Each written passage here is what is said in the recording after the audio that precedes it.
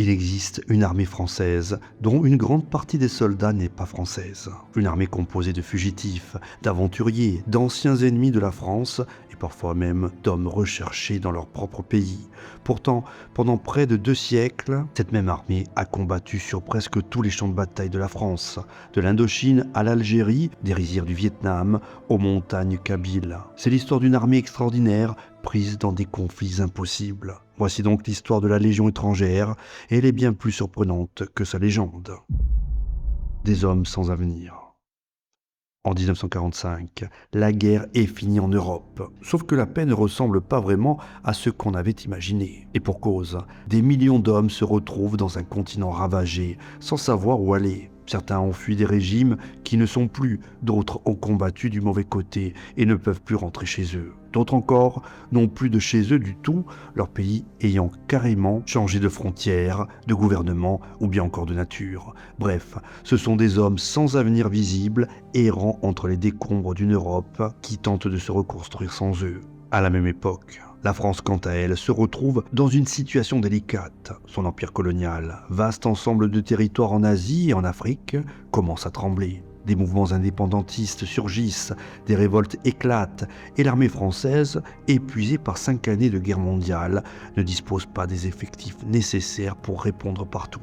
Or, envoyer des jeunes soldats français mourir dans des colonies éloignées serait politiquement risqué. L'opinion publique ne le supporterait pas. Alors, voilà la solution, la Légion étrangère. Cette institution particulière, qui existe depuis 1831, repose en effet sur un principe unique. On y recrute des étrangers, des hommes qui ne sont pas français, qui servent sous un contrat et qui peuvent légalement combattre au nom de la France, sans que celle-ci ne soit contrainte de les compter parmi ses citoyens. En temps de paix, c'est une curiosité. En 1945, par contre, c'est une réelle nécessité. Conséquence, les bureaux de recrutement rouvrent et on peut dire une chose, les candidats ne manquent pas à l'appel. Ils viennent en effet de toute l'Europe, des Polonais, des Hongrois, des Tchèques, des Espagnols, des Italiens, mais aussi des Autrichiens et surtout des Allemands, beaucoup d'Allemands même. D'ailleurs, dans des proportions qui feront l'objet de débats pendant des décennies. Parmi ces Allemands, certains sont simplement des soldats qui ont perdu la guerre et ne savent plus vraiment quoi faire de leur vie. D'autres, par contre, portent un passé bien plus lourd qu'il s'agit précisément d'oublier. Et c'est justement là que la Légion étrangère propose quelque chose d'unique et de quelque peu troublant, il faut bien l'avouer, puisqu'en effet, elle offre ce qu'on appelle l'identité déclarée. En résumé, vous vous présentez, vous donnez un nom, et c'est ce nom qui va figurer dans les registres. Vrai ou faux, peu importe. Vos anciens papiers sont tout simplement rangés dans une enveloppe, et votre ancien nom, lui, n'existe officiellement plus. Ce n'est pas de l'amnésie légale, mais pas loin. En fait, c'est une sorte de page blanche offerte à ceux qui en ont le plus besoin ou qui en ont le plus envie. Pour ces hommes qui portaient des crimes ou simplement une honte ou juste une vie brisée qu'ils ne voulaient plus, cette proposition était d'une valeur inestimable. On ne posait pas de questions et on jugeait encore moins. Au contraire, on donnait une nouvelle chance, un uniforme et une règle simple. Ici, tout le monde repart de zéro. À noter que la formation se fait en Algérie, à Sidi Bel Abbès, là où la Légion a d'ailleurs toujours eu son quartier général. Quelques mois d'entraînement intensif, l'apprentissage du français militaire, la maîtrise des armes, et au bout du chemin, le fameux képi blanc. Ce couvre-chef n'est pas une simple décoration, c'est un véritable signe d'appartenance. En gros, il dit « tu es légionnaire maintenant » et dans la Légion, c'est la seule identité qui compte. Attention, on est loin d'une partie de plaisir. L'entraînement est éprouvant, de même que la chaleur algérienne, la discipline sans concession ou bien le manque de sommeil. Certains abandonnent dès les premières semaines, mais ceux qui restent forgent quelque chose entre eux qui ressemble à une sorte de fraternité. Pas celle qu'on choisit, mais celle qu'on construit en souffrant ensemble. Et à peine formés, une partie d'entre eux doit déjà prendre la mer, direction l'Indochine. L'Indochine, un monde inconnu. Pour comprendre ce qui attend ces légionnaires au Vietnam, il faut d'abord comprendre à quel point ce pays est différent de tous ceux qui nous ont connus. La grande majorité de ces hommes a combattu en Europe. Ils ont connu des plaines ouvertes, des villes en ruine et des fronts relativement lisibles. Également des ennemis qui portaient des uniformes. Au final, une guerre qui ressemblait, malgré son horreur, à ce que les manuels militaires décrivent. Par contre, en Indochine, tout est à l'opposé. Le territoire d'abord. avec ses rizières inondées à perte de vue dans le delta du fleuve Rouge au nord, là où l'eau monte jusqu'aux genoux et où chaque pas est une lutte. Mais également des forêts de bambous si denses qu'on ne voit pas à 5 mètres. À cela s'ajoutent des massifs montagneux couverts de jungle, humides et sombres, où le soleil ne pénètre presque jamais. Et par-dessus tout, il y a cette chaleur moite, permanente, collante, qui épuise en quelques heures des hommes habitués aux hivers européens. Vient ensuite l'ennemi, le Viet Minh, le mouvement armé mené par Ho Chi Minh, qui ne combat absolument pas selon les règles habituelles. Et pour cause, il ne cherche pas l'affrontement direct et se contente d'attaquer et de disparaître. Il n'a pas non plus de ligne de front fixe, pas de quartier général visible et encore moins d'uniforme qui le distingue de la population civile. Ainsi, un combattant du Viet Minh peut être paysan le matin et tireur embusqué la nuit. Comment répondre donc à une menace qu'on ne peut pas voir ? Les légionnaires apprennent cette réalité à leurs dépens dès les premières semaines. Ainsi, un convoi sur une route étroite peut très bien se faire prendre en tenaille par des hommes surgis de nulle part, qui tirent depuis les arbres, puis disparaissent avant que la riposte soit possible. Un petit poste peut être également attaqué à 3 heures du matin par des dizaines de combattants qui semblaient inexistants la veille. La jungle avale littéralement les traces, et une fois le silence revenu, on ne sait absolument pas d'où viendra le prochain coup. À cette guerre invisible s'ajoute une guerre biologique que personne n'avait vraiment anticipée. En effet, le paludisme frappe sans distinction, la dysenterie aussi, mais également les sangsues des rizières, les moustiques de la forêt ou encore les champignons qui rongent la peau sous les vêtements trempés de sueur. Certains bataillons perdent ainsi plus d'hommes par la maladie que par les combats. Conséquence, un légionnaire sur 2 peut se retrouver à l'infirmerie à un moment ou à un autre de sa campagne. À noter que les postes où vivent les hommes n'ont souvent rien de militaire au sens traditionnel du terme.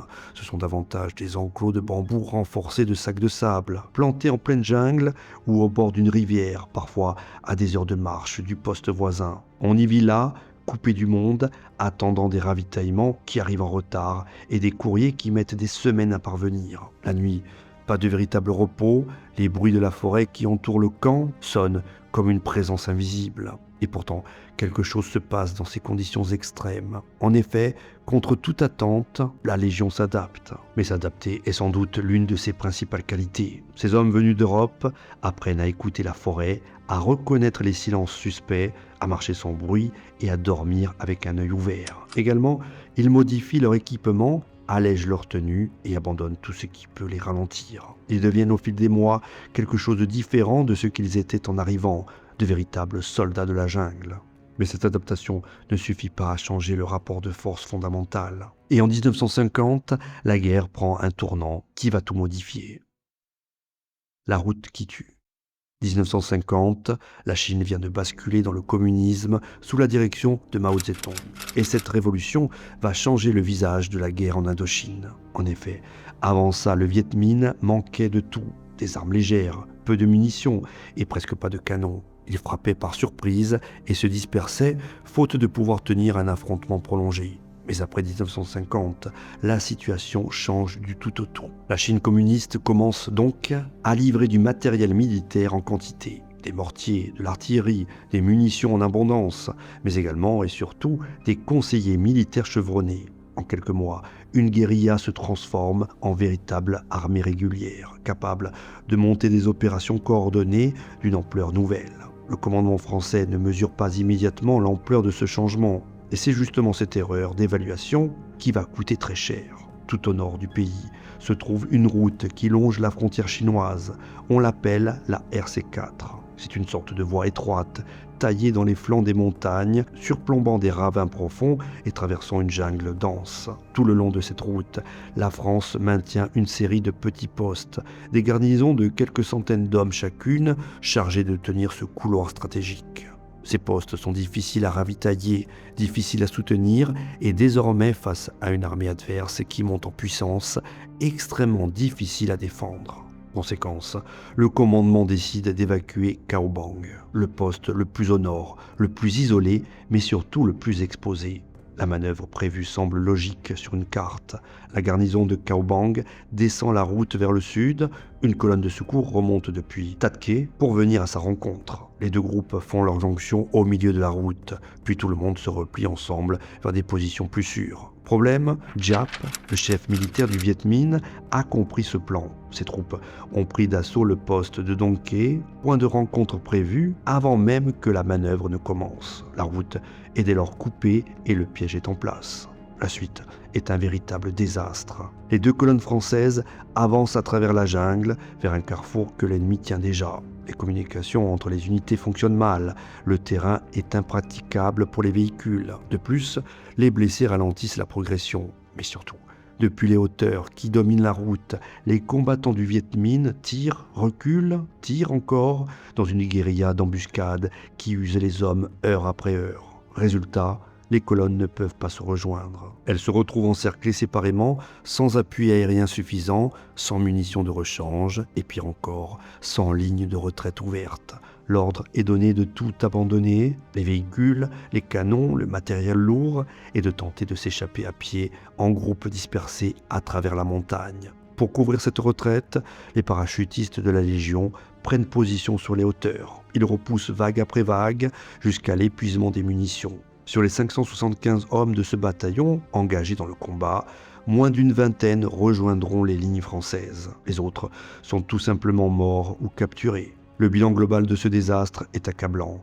Des milliers de soldats perdus, une quantité considérable d'armes et de matériel abandonné à l'ennemi, et toute la frontière nord à présent hors de contrôle français. Giap vient de prouver que le Viet Minh peut défaire une armée régulière, pas seulement la harceler. Désormais, ce n'est plus la même guerre. Les prisonniers français entament ce qu'on appellera plus tard la marche de la faim. Ce sont effectivement des centaines de soldats épuisés, blessés, mal nourris, qui sont contraints de marcher pendant des jours à travers la montagne jusqu'au camp du Viet Minh. Malheureusement, beaucoup n'y arriveront jamais. La route coloniale 4, rebaptisée par ceux qui l'ont vécue la route sanglante, restera ainsi l'une des cicatrices les plus douloureuses de cette guerre.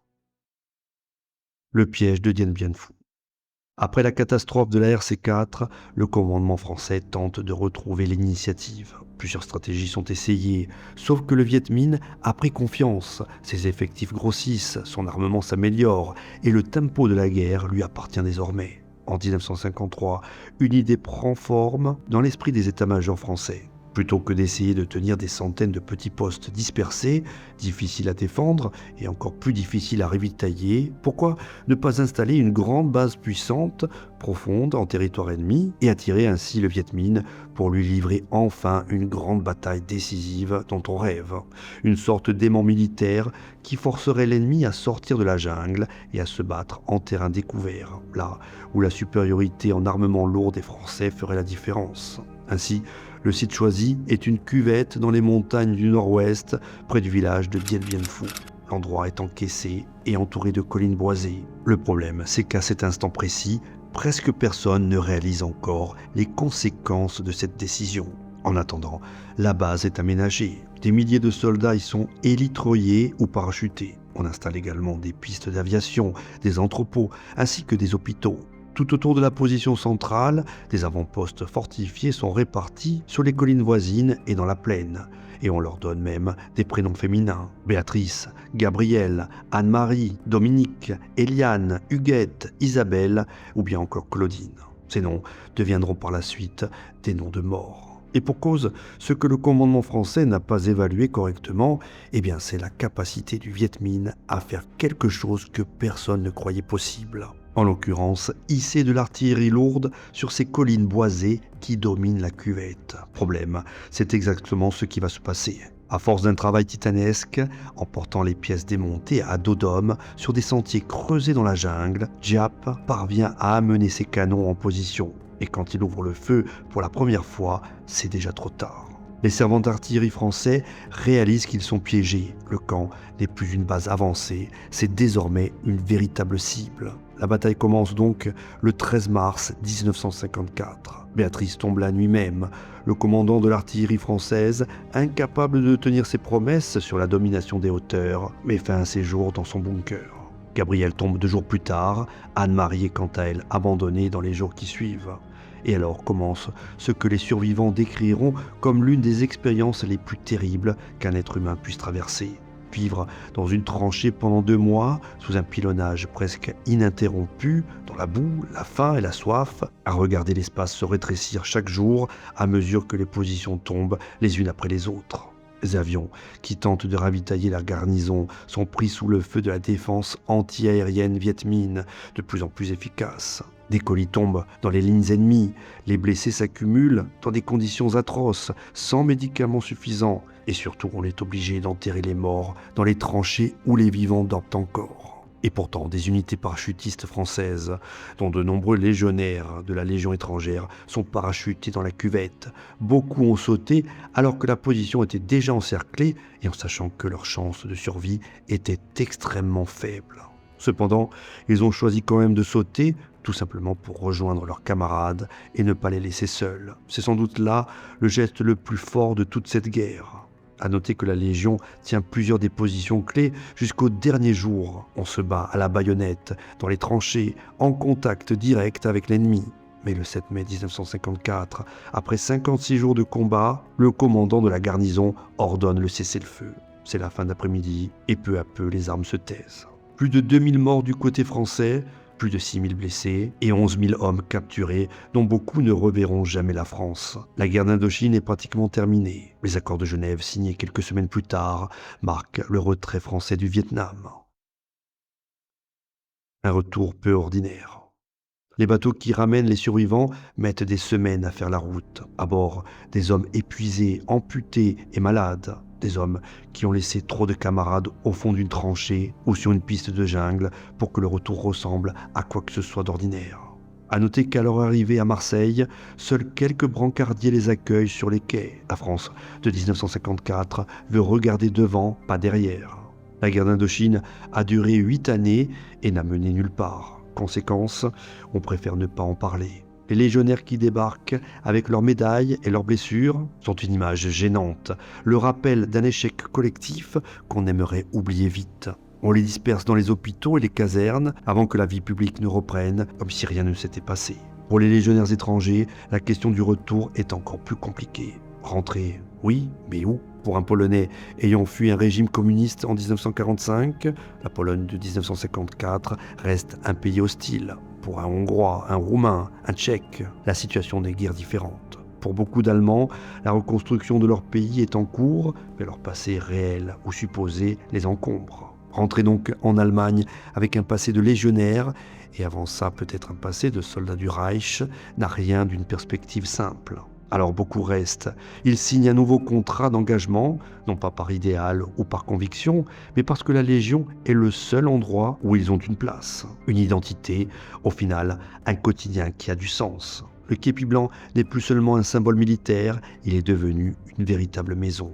Pendant ce temps, dans les hôpitaux militaires, les médecins font ce qu'ils peuvent. Ils traitent les corps, mais les blessures qu'ils ne savent pas encore vraiment nommer, ce qu'on appellera plus tard le traumatisme de guerre ou encore le syndrome post-traumatique, restent sans traitement véritable. Ces hommes portent des images qu'ils ne peuvent raconter à personne, des bruits qui les réveillent la nuit, ou bien encore des absences qui les saisissent au beau milieu d'une conversation.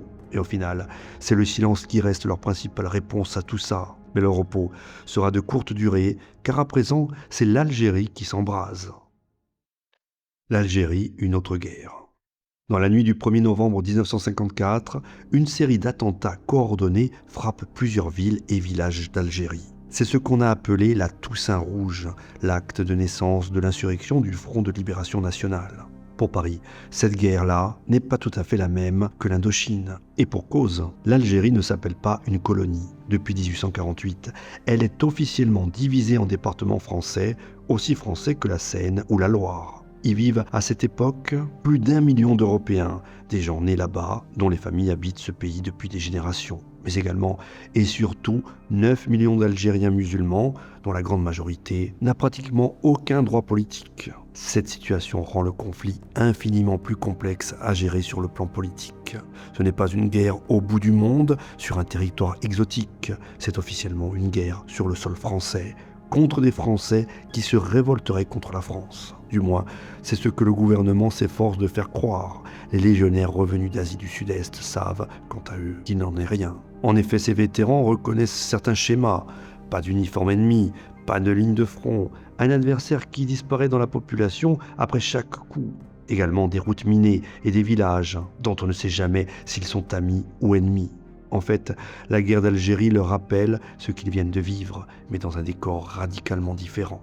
Et pour cause, fini la jungle humide, voici le Djebel, ces montagnes algériennes aux pentes caillouteuses, fouettées par le vent en hiver et écrasées de chaleur en été. Les légionnaires qui avaient appris à lire la forêt doivent désormais réapprendre à lire la roche. Les repères changent, les techniques aussi, mais les légionnaires vivent toujours avec la même vigilance et la même incertitude. Conséquence, l'armée française met en place ce qu'on appelle le quadrillage. Le territoire est ainsi découpé en zones, chaque zone étant attribuée à une unité. Ainsi on surveille, on patrouille, on recense et on contrôle les déplacements. L'objectif est d'empêcher le FLN de s'organiser et de se ravitailler. Dans les faits, c'est une guerre d'usure qui avance lentement au rythme des patrouilles et des coups de feu dans la nuit. Et dans cette guerre-là, une question morale se pose, plus frontalement qu'en Indochine. Pour obtenir des renseignements sur un réseau clandestin qui ne laisse aucune trace visible, eh bien certaines unités utilisent la torture lors des interrogatoires. Ce n'est pas officiel, c'est même officiellement interdit, sauf que cela se pratique et de plus en plus au fur et à mesure que la guerre s'intensifie. À noter que certains officiers refusent, d'autres par contre acceptent en se disant que la fin justifie les moyens. Quoi qu'il en soit, des légionnaires se retrouvent pris dans des ordres qui contredisent ce pourquoi ils pensaient servir. La guerre d'Algérie est aussi une guerre morale, et cette dimension-là laissera des traces durables. Le lourd secret algérien. Il est un aspect de la Légion en Algérie dont on parle rarement et qui mérite pourtant qu'on s'y arrête, car il dit quelque chose d'important sur ce que cette armée était vraiment dans ces années-là. Au milieu des années 1950, les Allemands représentaient une proportion considérable des effectifs de la Légion étrangère. Les estimations historiques varient, mais certains chercheurs évoquent environ la moitié des hommes engagés à cette période. Parmi ces Allemands, tous n'étaient pas des civils qui avaient fui la misère. Certains étaient en effet d'anciens soldats de la Wehrmacht. D'autres venaient d'unités encore plus compromises, des hommes qui en 1945 avaient de bonnes raisons de vouloir changer de nom et d'histoire. Voici donc la réalité de ce paradoxe, à savoir que d'anciens combattants du régime nazi se retrouvaient quelques années plus tard à porter l'uniforme de la France, à se battre sous le drapeau tricolore et à mourir pour un pays qui n'était pas le leur. Résultat, dans les registres à leur mort, ils figuraient comme morts pour la France, sous un nom parfois inventé. Bien évidemment, les officiers français le savaient. Raison pour laquelle on retrouve dans les archives des rapports qui mentionnent cette présence, parfois avec une certaine inquiétude sur les origines des recrues. Problème, l'armée avait besoin de soldats, et ces hommes-là, quelle que soit leur histoire, avaient des qualités militaires réelles, notamment la discipline, l'endurance et l'expérience du combat. À noter que dans les bivouacs algériens, ces Allemands combattaient aux côtés d'Espagnols républicains exilés, d'Italiens, de Polonais ou bien encore de Hongrois. Des hommes qui avaient parfois été ennemis quelques années auparavant se retrouvaient ainsi à partager la même gamelle et à se couvrir mutuellement le dos dans la même embuscade. L'histoire est parfois ironique et à ce titre la Légion en est certainement l'un des exemples les plus saisissants. Comme dit précédemment, la règle de l'absence du passé protégeait tout le monde, mais elle protégeait encore plus ceux qui avaient des choses à cacher. Ces hommes tombaient en Algérie sous des noms qui n'étaient pas forcément les leurs. Les stèles blanches des cimetières militaires ne mentionnaient d'ailleurs aucune nationalité, car pour la Légion, il n'y avait pas de nationalité, il n'y avait seulement que des légionnaires. Le coup de trop. En 1958, la guerre d'Algérie a produit une crise politique si profonde en France que la 4e République s'effondre. Conséquence, le général de Gaulle revient au pouvoir avec des pouvoirs exceptionnels et pour mission de régler ce conflit qui semble sans issue. Sauf que progressivement, de Gaulle s'oriente vers une conclusion que beaucoup dans l'armée considèrent comme inacceptable, à savoir l'autodétermination pour l'Algérie, c'est-à-dire concrètement l'indépendance. Pour les soldats qui se battent depuis des années dans le Djebel, pour les officiers qui ont conduit leurs hommes sous le feu en croyant défendre le territoire national, c'est une trahison pure et simple. Tout ce sang versé, tous ces camarades enterrés en Algérie, tout ça pour rien. Résultat, la tension monte au sein de l'armée tout au long de 1960 et 1961. Elle aboutit à l'explosion du 21 avril 1961. Cette nuit-là, 4 généraux prennent le contrôle d'Alger. Des unités les rejoignent, parmi lesquelles le 1er régiment étranger de parachutistes, l'une des unités d'élite de la Légion réputée pour sa combativité et son histoire. Pendant quelques jours, le sort de l'Algérie française semble suspendu dans l'air. En effet, les généraux putschistes contrôlent la ville et en France métropolitaine, on ne sait pas exactement ce qui va se passer.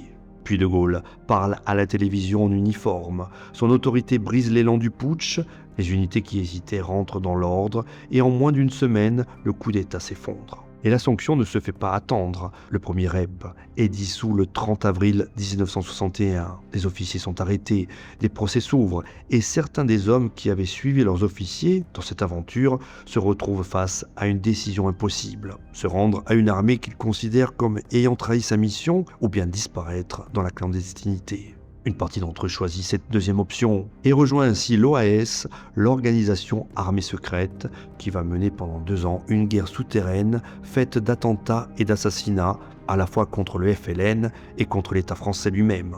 C'est l'une des pages les plus sombres de toute cette histoire, à savoir celle de légionnaires retournant leurs armes contre le pays au nom duquel ils avaient juré de se battre.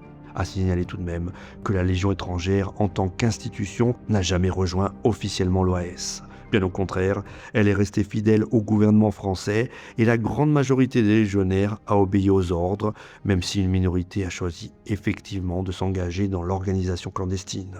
Plusieurs figures de l'OAS étaient d'ailleurs d'anciens officiers de la Légion, comme Roger de Gueldre, ancien officier légionnaire et fondateur des commandos Delta, responsable de nombreux attentats et assassinats pendant la guerre d'Algérie. Quoi qu'il en soit, l'État répond avec une fermeté sans équivoque.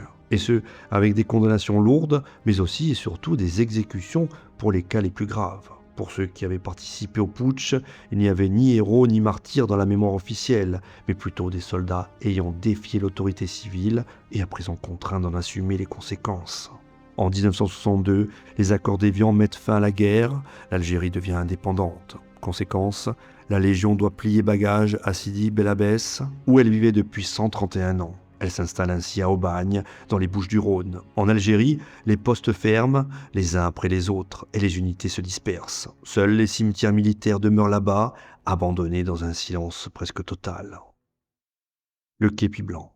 Après l'Algérie, la Légion ne disparaît pas. Elle change de fonction, mais elle reste ce qu'elle a toujours été, une force disponible, mobile, composée d'étrangers, envoyée là où la France veut être présente, sans exposer directement ses propres appelés. Elle intervient ainsi en Afrique, au Moyen-Orient, dans les Balkans, mais également en Afghanistan. Chaque décennie lui apporte une nouvelle mission, un nouveau terrain et un nouveau visage à l'ennemi. Elle recrute de nouveaux hommes venus de partout qui cherchent un nouveau départ en recevant en échange le fameux képi blanc. À signaler tout de même que ce képi, devenu symbole de la Légion étrangère, n'a pourtant pas toujours été blanc. Au XIXe siècle, les légionnaires portaient en effet un képi bleu, recouvert d'une housse de toile blanche pour le protéger du soleil et de la chaleur lors des campagnes d'Afrique du Nord. Avec le temps, cette housse est devenue si emblématique qu'elle a fini par remplacer le képi d'origine. Et au début du XXe siècle, le képi blanc s'est finalement imposé comme le couvre-chef officiel de la Légion, demeurant à ce jour l'un de ses symboles les plus célèbres. Aujourd'hui, la Légion compte des soldats venus de plus de 140 nationalités. Le principe reste proche de celui de 1945 et même de 1831. On ne vous demande pas d'où vous venez, ni quelle langue vous parlez ou quelle vie vous meniez auparavant. On vous demande seulement si vous êtes prêt à vous engager pour 5 ans, à obéir aux ordres, à combattre si la France l'exige et à respecter les règles de la Légion. Avant d'être admis, chaque candidat fait toutefois l'objet de contrôles d'identité et de sécurité. Tous ne sont pas acceptés, mais pour ceux qui franchissent cette sélection, ce qui compte ensuite n'est plus leur origine, leur nationalité ou bien leur parcours, mais tout simplement leur capacité à servir, leur discipline et leur fidélité à leurs camarades. À la Légion, on ne vous juge pas sur ce que vous avez été, mais sur ce que vous êtes capable de devenir. À Aubagne, dans la crypte du musée de la Légion, une simple dalle couvre les restes symboliques de légionnaires morts anonymement. On peut lire dessus quelques mots gravés dans la pierre. Ils étaient étrangers, ils sont devenus nos frères d'armes. C'est peut-être la formule la plus honnête que cette institution ait jamais trouvée pour décrire ce qu'elle est. Au final, l'histoire de la Légion en Indochine et en Algérie est celle d'hommes venus du monde entier, unis par les combats, la souffrance, mais aussi et surtout une fraternité forgée dans les pires épreuves. Avant de nous quitter, une dernière anecdote résume peut-être mieux que toutes les autres ce qu'est la Légion étrangère. Chaque année, le 30 avril, les légionnaires célèbrent en effet la bataille de Cameron au Mexique en 1863. Ce jour-là, une soixantaine de légionnaires, commandés par le capitaine Jean d'Anjou, résistèrent pendant près d'une journée entière à plusieurs milliers de soldats mexicains. Ils savaient qu'ils ne gagneraient pas, leur mission n'était pas de remporter la bataille, mais de retenir l'ennemi le plus longtemps possible pour permettre à un convoi français de poursuivre sa route. Lorsque les derniers survivants, à court de munitions, lancèrent une ultime charge à la baïonnette, ils furent finalement épargnés en hommage à leur courage. Aujourd'hui encore, cet affrontement est commémoré dans tous les régiments de la Légion. Non pas parce qu'il s'agit d'une victoire, mais parce qu'il incarne les valeurs que les légionnaires placent au-dessus de tout. L'accomplissement de la mission, le courage et la fidélité à leurs camarades. Voilà, si ce documentaire vous a appris quelque chose, pensez à vous abonner, à liker et à booster la vidéo. En attendant, je vous dis à très bientôt.